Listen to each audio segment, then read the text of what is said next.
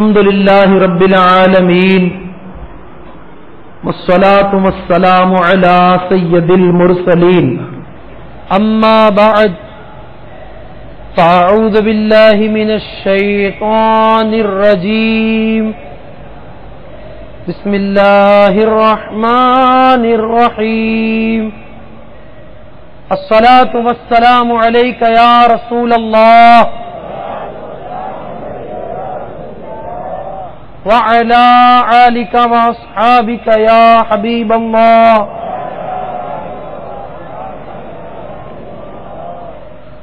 الصلاة والسلام عليك يا نبي الله وعلى آلك وأصحابك يا نور الله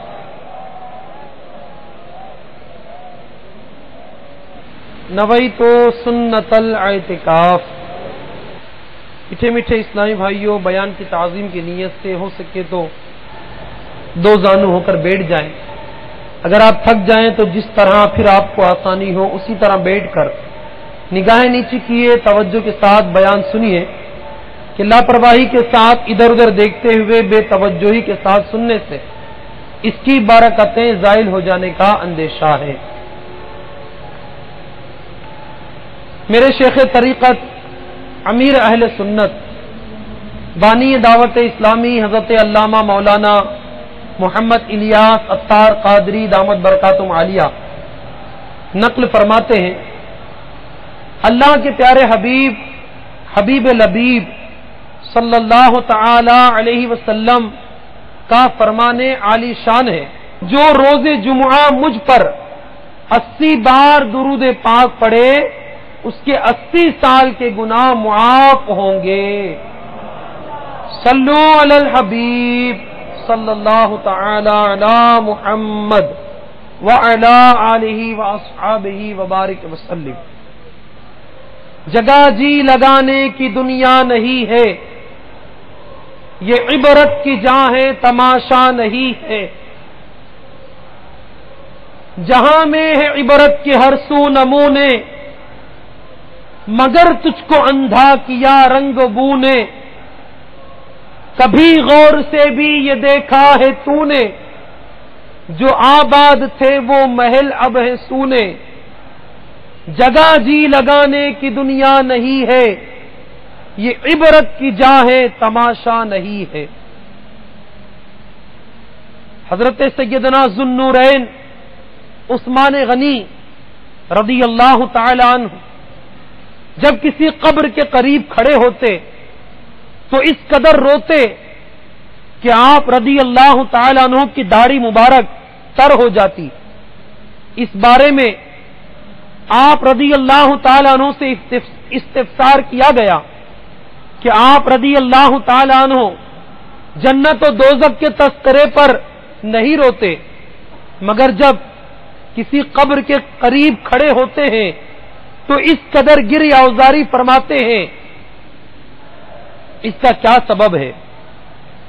حضرت سیدنا عثمان غنی رضی اللہ تعالی عنہ نے ارشاد فرمایا، میں نے سید المرسلین شفیع المذنبین صلی اللہ تعالی علیہ وسلم کو فرماتے ہوئے سنا ہے کہ بے شک آخرت کی سب سے پہلی منزل قبر ہے۔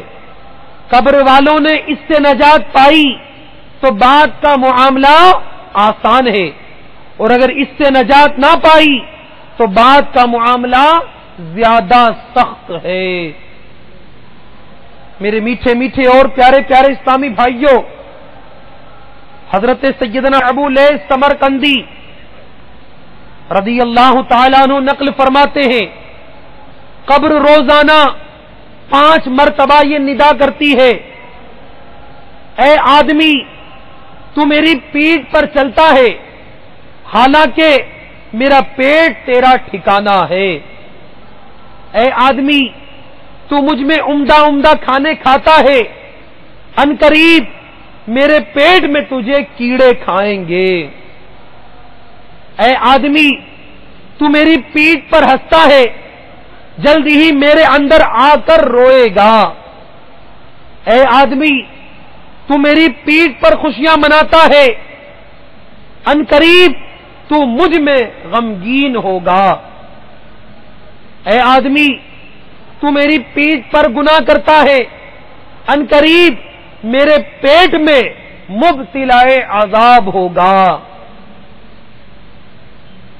قبر روزانہ یہ کرتی ہے پکار، مجھ میں ہے کیڑے مکوڑے بے شمار، یاد رکھ میں ہوں اندھیری کوٹھڑی، مجھ میں سن وحشت تجھے ہوگی بڑی، میرے اندر تو اکیلا آئے گا، ہاں مگر اعمال لیتا آئے گا، تیرا فن تیرا عہدہ ہنر تیرا، کام نہ آئے گا سرمایہ تیرا، دولت دنیا کے پیچھے تو نہ جا، آخرت میں مال کا ہے کام کیا، دل سے دنیا کی محبت دور کر، دل نبی کے عشق سے معمور کر، لندن و پیرس کے سپنے چھوڑ دے، بس مدینے ہی سے رشتہ جوڑ لے۔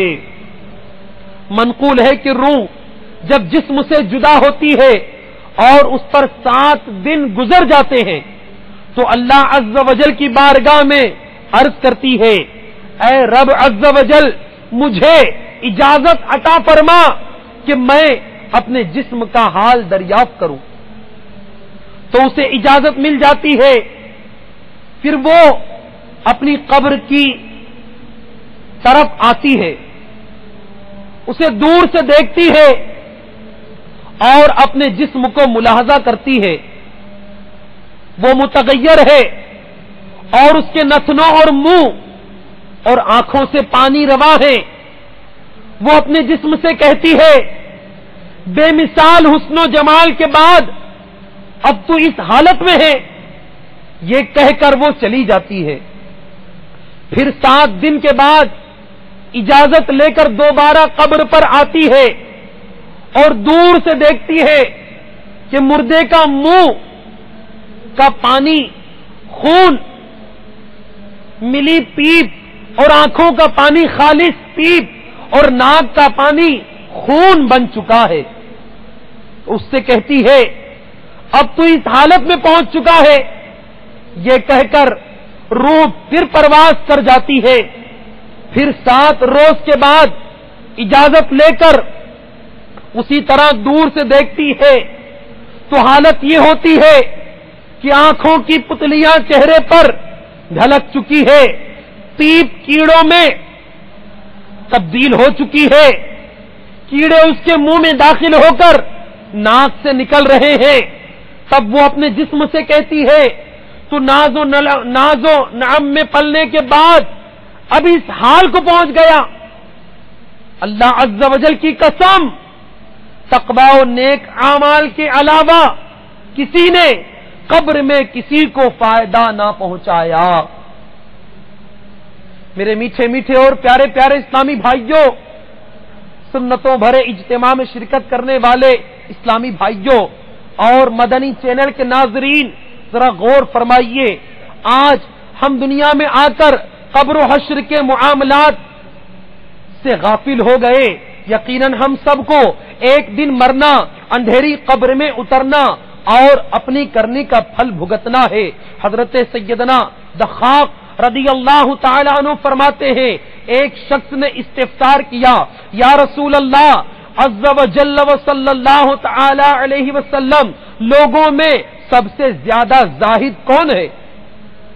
آپ صلی اللہ تعالی علیہ وسلم نے ارشاد فرمایا، جو شخص قبر اور گل سڑ جانے کو نہ بھولے، دنیا کی زینت کو چھوڑ دے، فنا ہونے والی زندگی پر باقی رہنے والی کو ترجیح دے اور کل آنے والے دن کو اپنی زندگی میں گنتی نہ کرے، نیز اپنے آپ کو قبر والوں میں شمار کرے۔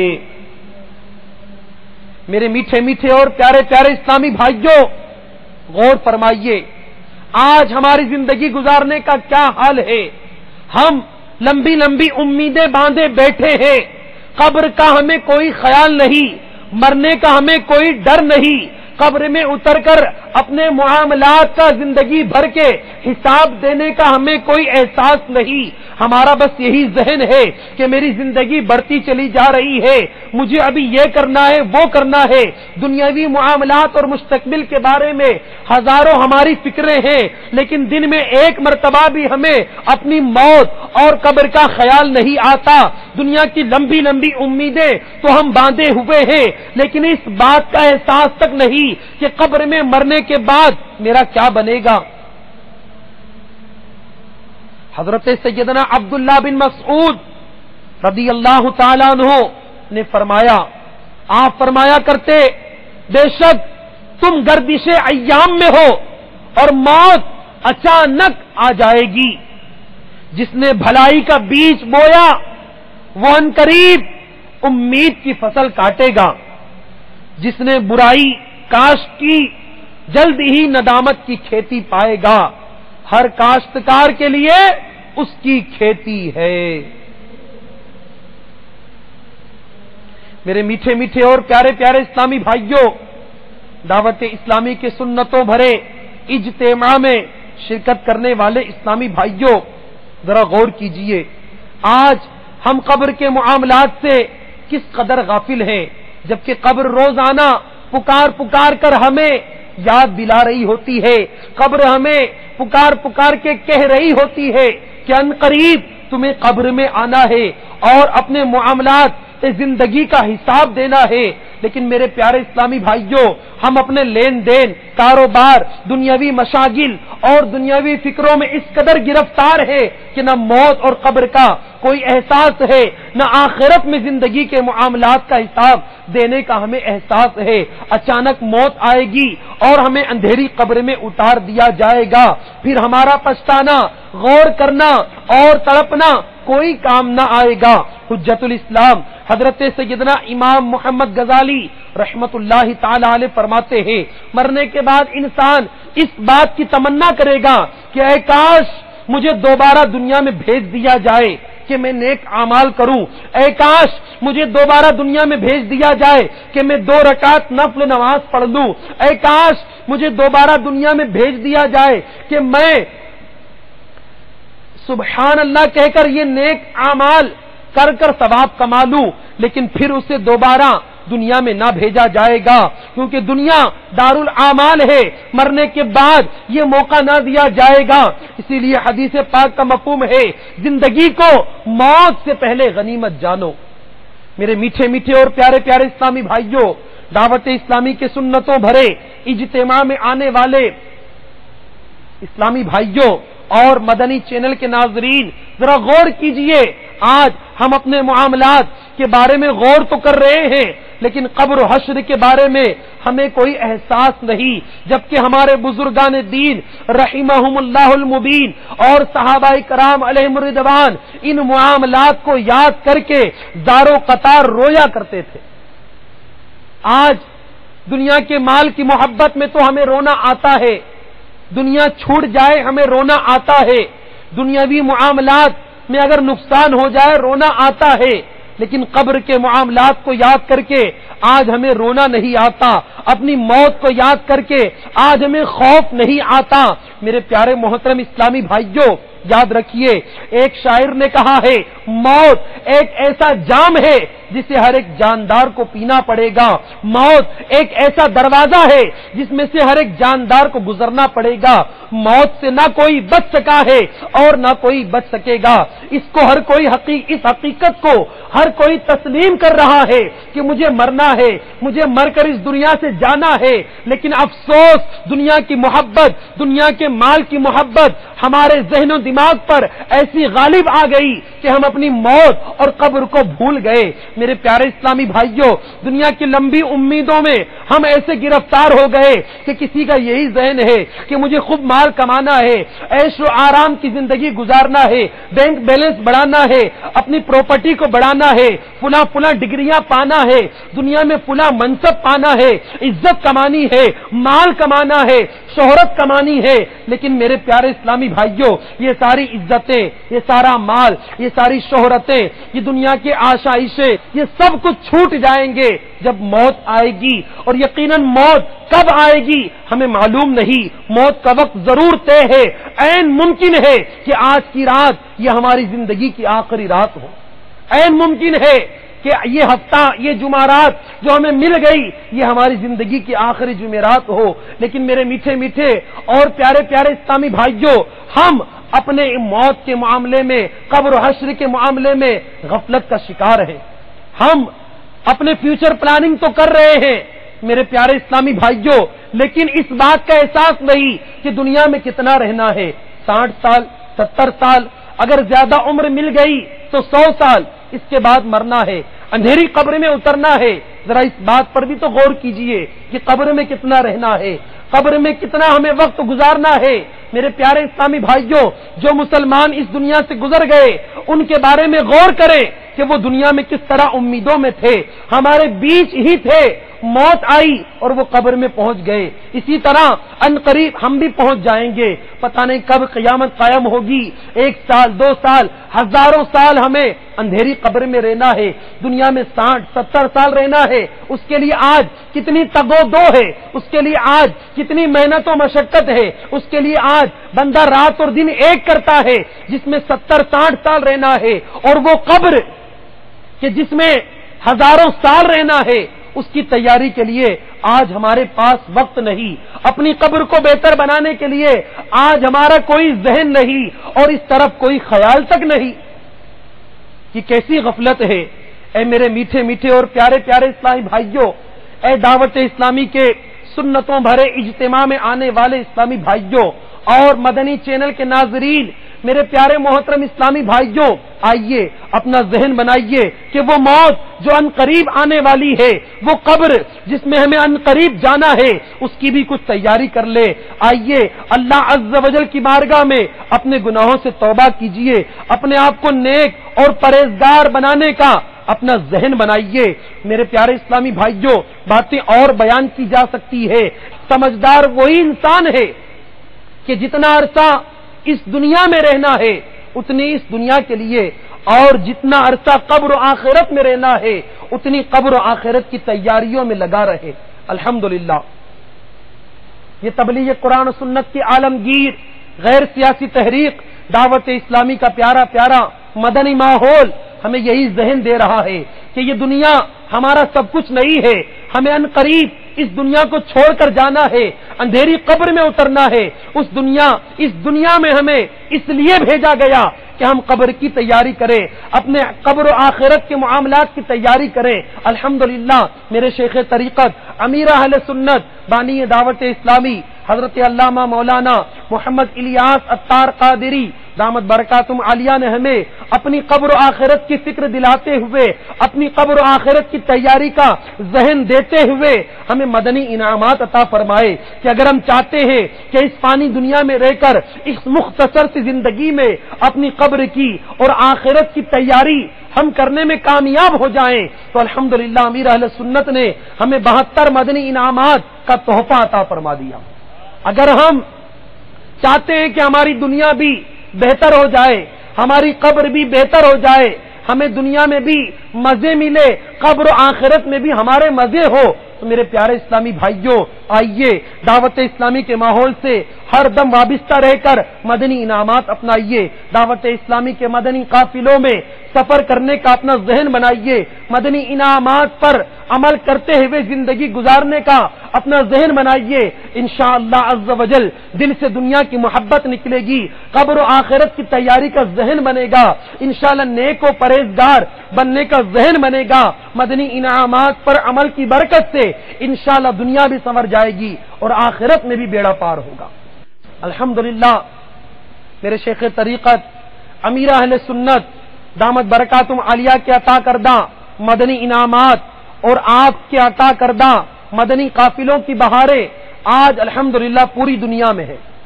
الحمدللہ عز و جل ہند سے مجھے حاضر ہونے کی سعادت نصیب ہوئی۔ آئیے میں آپ کو ہند کے کچھ معاملات اور کچھ کارکردگی عرض کرتا ہوں۔ میرے پیارے محترم اسلامی بھائیوں، الحمدللہ وہ دعوت اسلامی جس کی بنیاد میرے امیر اہل سنت دامت برکاتہم عالیہ نے آپ کے اسی شہر باب المدینہ سے رکھی، آج وہ دعوت اسلامی الحمدللہ دنیا بھر میں پیارے آقا مدینے والے مصطفیٰ صلی اللہ تعالی علیہ وآلہ وسلم کی سنتوں کے ڈنکے بجا رہی ہے۔ الحمدللہ ہند میں دعوت اسلامی کا مدنی کام تیزی کے ساتھ بڑھتا چلا جا رہا ہے۔ پہلے ہند کے مختلف اور چند شہروں میں دعوت اسلامی کے اجتماعات تھے، لیکن اب آپ کو سن کر خوشی ہوگی کہ الحمدللہ ہند میں تقریباً 700 سے زیادہ ہفتہ وار اجتماعات ہوتے ہیں۔ الحمدللہ پورے ہند میں مدنی قافلوں کی بہاریں ہیں، بلا مبالغہ ہر ہفتے الحمدللہ ہند میں ہزاروں ہزار اسلامی بھائی دعوت اسلامی کے مدنی قافلوں میں سفر کرتے ہیں۔ الحمدللہ مدنی انعامات اور مدنی قافلوں کی ایسی دھوم ہے کہ الحمدللہ سینکڑوں اسلامی بھائی دعوت اسلامی کے ماحول سے وابستہ ہوتے چلے جا رہے ہیں۔ الحمدللہ اس کا اثر صرف مسلمانوں ہی تک نہیں بلکہ الحمدللہ دعوت اسلامی کے مدنی ماحول کی برکت، عاشقان رسول کی انفرادی کوششوں کی برکت سے الحمدللہ عز وجل کئی غیر مسلم الحمدللہ کلمہ پڑھ کر دامن اسلام سے وابستہ ہوتے چلے جا رہے ہیں۔